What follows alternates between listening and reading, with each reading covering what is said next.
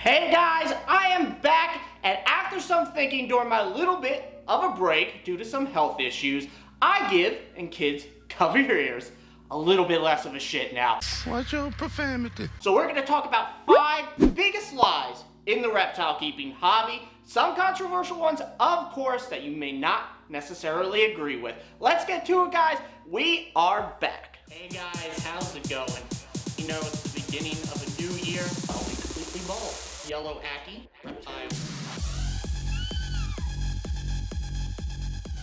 Hey guys, how's it going? We are back, like I said, and we are going on a little bit of a rant today. It is rant time, guys, and we're just going to be talking about big lies within the hobby. They can range from breeders, keepers, attitudes, methods. So let's hop into it and let's get going, and we'll start at number 5. Are we talking about the biggest lies in the reptile hobby or my pet peeves? Because number 5 is my biggest pet peeve in the hobby, and that's time equals experience. I've gotten into some heated arguments over the years on this exact topic, and I have not budged one bit. I don't believe that just because you spend more time means you are more experienced with a particular reptile or overall in the reptile hobby. First off, just because let's say you spent 10 years in the reptile hobby keeping reptiles, that doesn't mean every hour, every minute, every second for those 10 years you were with reptiles. That could range quite a bit. You could spend maybe 5 hours a day with the reptiles, or maybe like an hour every other day. That is quite a difference. Also, it's how you spend that time. Are you just kind of going through the motions, changing water bowls? Are you really learning, pushing the boundaries, and trying to see new things with these reptiles and observe new observations? Really, that's what you should be doing. If you're ever complacent, you're not learning, you're not pushing that boundary and excelling to another level. I still feel very novice with a lot of my reptiles, but I am a very confident Aki monitor keeper. I'm still figuring out a little bit about breeding, but I can confidently say that I've spoken to some veterans keeping Aki monitors, and I feel like I know quite a bit more than them, or at least a little bit more than them, even though they've been doing it longer. And I really don't want to say this out loud, but I think it's very true, and I think this is a huge lie in the hobby, that people just think because they hear someone's been keeping them for 20 years, that these guys are pros. They know exactly what to do. We should listen to them. That's not always true. There's many veterans who really still have not a clue. And yes, guys, as a general rule of thumb, this definitely probably holds true. People who are passionate about the hobby, who have kept reptiles for 20, 30 years, probably for the most part, have a pretty good understanding of them and know more than, let's say, someone keeping them 5 to 10 years or something like that. I totally agree and understand with that being the average case, and I'm accepting of that. But I think you should never automatically just assume that because of the amount of years someone's been keeping reptiles or doing anything, that means they are an expert and they know more than someone less. Specifically, the longest hobby I've been a part of, which is my career, is computer science. No, God! No, God, please, no! I've said this many times. I've been taught so many things by people, by students, high school students, whatever, any age, young students, old students, who have just started after doing this for a decade and was like, why did I never think of that? That is so brilliant and right in your face, and I never thought of it like that. You need to listen to the novices, and they have new blank slate approaches. And yeah, I understand that's a little bit different than what we're talking about here. We're talking about experience equal time, not let's listen to the novices. But I do think there's a portion of this topic that warrants discussing, you know, how novices actually contribute and can contribute. And basically, just because someone comes up to you and is like, you should listen to me, I spent 20 years keeping tegus, I know everything. If that's our only approach to convincing you that they know a thing or two about tegus, then I would probably not take their advice and not really take much of what they say with more than a grain of salt. And then on the flip side, don't automatically shout someone out because they've only been keeping a tegu for like a year. Hopefully this wasn't too confusing and you guys get what I'm saying. At the end of the day, time doesn't equal experience. It's how you spend that time. And the best way to figure out who has that experience is just to keep asking questions. Eventually, the people who really didn't spend that time all that efficiently their inexperience will show through, trust me. Before moving on to number 4, guys, I would really appreciate it if you would check that lower right-hand corner and hit that subscribe button, hit that bell as well for more rants like these. Let's move on to number 4, guys. Oh, here's a good follow-up. Breeders are almost always ethical and knowledgeable. That is not true and quite a joke. There are some wonderful, amazing, knowledgeable, and ethical breeders out there, but just like there are good ones, there are the bad, and trust me, they are very well hidden. Know that despite how expensive this hobby really is and how really little breeders make off of breeding actual reptiles, plenty of people still see reptiles as a money game. They have some passion for animals, but at some point it translates over to how can I get more money? And that really happens quite a bit that you just really don't see. On another side of the dice, some breeders kind of get caught up in it. They get a little recognition for their work, and then it becomes less about the animals and more about them and their ego. You need to recognize that as well. A lot of people don't really ever want to say anything negative about breeders. Anytime I say anything negative about breeders or do a video focused somewhat negatively about some breeders or the overall topic about breeders, I get a lot more dislikes than usual, and people just kind of treat a lot of them as almost gods of the hobby. And I really think this is important to talk about, this lie right here, because that is definitely not true, and there are a lot of bad ones out there. People, breeders, who actually have pretty good names in the hobby who are actually really not living up to that reputation. So for this number 4, I'm not trying to badmouth anyone. There's nobody specific I have in mind, although I've gone through my share of bad breeder experiences.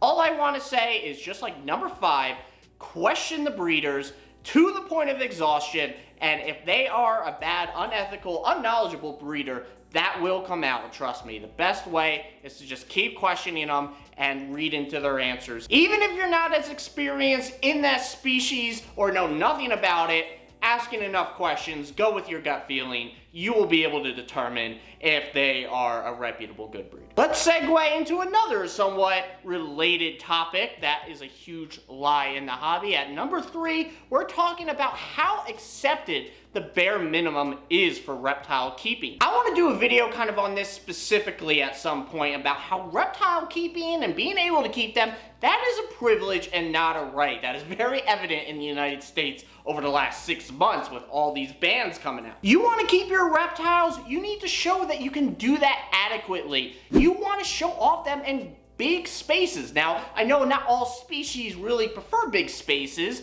There's some snakes that prefer their little comfy hide and stuff like that. So I get that, but you want to show them thriving, I guess is the word I'm looking for. An alternate title to this is, don't try to save on your reptiles. Spend everything necessary and more to have them thrive. Biggest one for me, Ackie monitors should not be in 4x2x2s. Sorry, that's how I feel. I really am passionate about them. They thrive so well. And these enclosures, and even bigger. My dream is to get an 8x4x4. I hope maybe one day I can get Frapp in a bigger setup when I move and put a trio of Ackies in an 8x4x4. How awesome would that be? Think of all the cool behaviors you would observe and the more knowledge you would gain and learn about them from putting them in those bigger setups. I can tell you I've learned things and seen things in my 6x2.5x4 foot setups for my Ackies that people who keep them in 4x2x2s probably will never see. We don't get these reptiles to treat them like prisoners, just to check on every now and then and tell someone that, hey, I own a reptile, yeah, I'm interesting. No, these guys are living things and they deserve the fullest extent of your ability to provide for them, and I don't see an excuse for that being any other story. And I'm growing a little tired of people being somewhat okay with just having the reptile or seeing other reptiles in just this basic setup that, yeah, they're not going to keel over tomorrow, but really, are they thriving or are they just surviving? I get this might be somewhat of a very controversial one. I've gotten pushback on the whole 4x2x2 thing with Ackie monitors from people I really still do respect. I don't want to say I respect it like I heard them say it and now I don't. No, I really respect them, and due to this day. We disagree on that, but this is something I'm not going to be changing on and I'm very passionate about, and I really think just the whole attitude of minimalistic, hitting the bare minimum for these setups for reptiles, specifically larger reptiles and ones that really need the space. I just want to see that whole attitude change, and I really want people to be excited and thrilled to put them in these really cool environments that they can just explore and do their fullest extent of natural, instinctual, biological abilities in. Let's let the segue and continue at number 2. Most reptile keepers do not identify as reptile keepers. And think about this. This is going to be a little bit more informative, but it's important to keep this in the back of your mind when you're thinking about the hobby. Yes, we probably know at this point, especially with how much lawmakers in the United States have been bullying us, we are not a large percentage of the overall population, us reptile keepers. And reptiles, they are definitely not normalized as a pet whatsoever. Nothing close to that of a dog or cat or any popular pets out there. Take that a step further. How many people do you think who keep reptiles actually go beyond and interact with the wider reptile community? I would say a very small portion of reptile hobbyists, people who keep reptiles, who are already a small portion of their overall population, actually go out and interact with the wider community like you guys are. Do you really think most people who keep reptiles join a Facebook group, subscribe to a YouTube channel, or do anything beyond just hearing what the Petco or PetSmart employee told them to do and then just went ahead and did that poor husbandry that they advised? Because think about this. We're having enough trouble getting enough of a movement going to push back against these laws, but these lawmakers are using poor husbandry care examples as a way to be like, these people should not be able to own these reptiles. And if you have those average Joe reptile keepers going out and just listening to poor care advice and not really doing much more research beyond, then they are the poor examples of the hobby. And I don't necessarily blame them exactly. Yeah, you probably shouldn't be getting a living thing if you're really not going to look at that caring efficiently and as best as you can for it.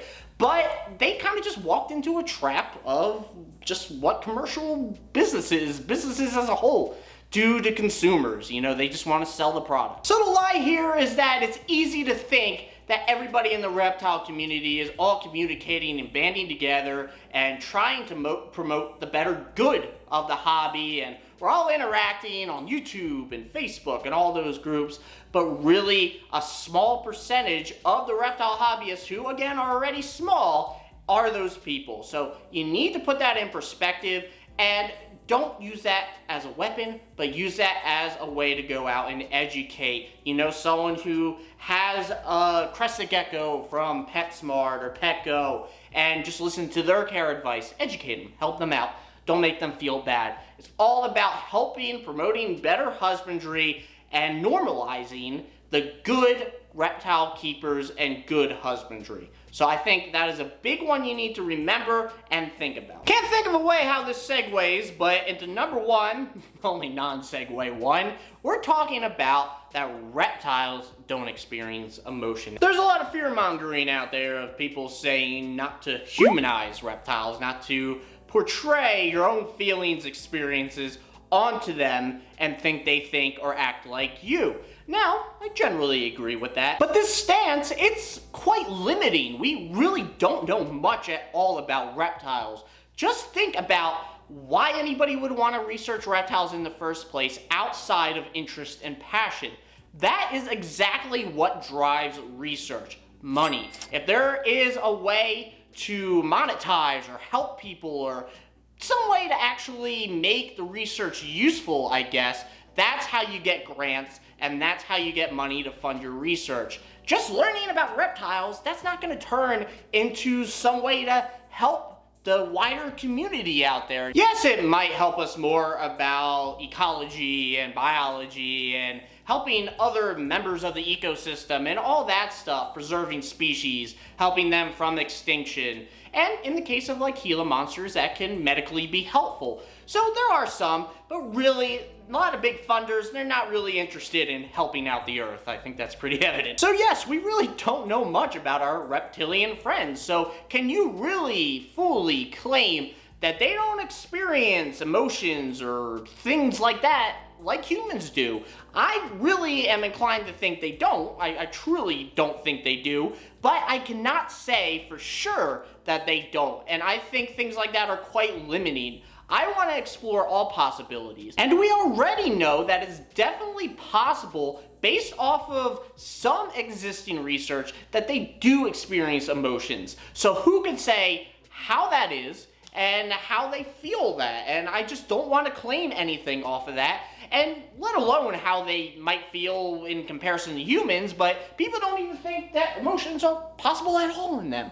That is a huge lie. You want a way to normalize reptiles? Show off the cool things about them. So that's the emotions that they might be capable of, and also the other intelligent aspects. So consider that, guys. That's wrapping up our number 1. And I will see you on Wednesday for the next video. I appreciate you guys watching. I appreciate all the support you guys left me, taking the time off for my mental and physical health. That meant a lot to me. So I will see you guys. Make sure to like, comment, and subscribe. I appreciate it. Bye, everyone.